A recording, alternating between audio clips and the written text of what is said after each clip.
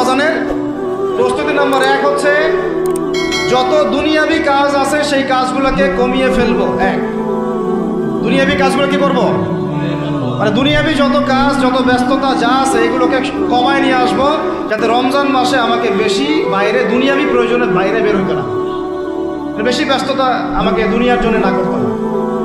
মনে করেন যে আপনি চাইলে এখন যদি সামর্থ্য থাকে রমাদান এবং ঈদের বাজার করে রাখতে পারেন, কারণ লাইলাতুল কদর নষ্ট করে ঈদের বাজার, রমজানের অনেক রুহানিয়াত নষ্ট করে দেয় দুনিয়াবি বাজার ঘাট, তাই না? সবার সামর্থ্য হয় না, কিন্তু বড় বড় যে বিষয়গুলো আছে, বড় বড় খাবার, মৌলিক খাবার, এগুলো আপনি 2 মাসের জন্য বাসায় রাখতে পারেন যদি সামর্থ্য থাকে।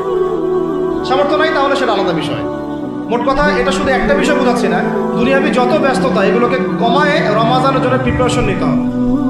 আল্লাহ পাক আমাদেরকে সবাইকে রমাদানের জন্য প্রিপারেশন নেওয়ার তৌফিক দান করেন।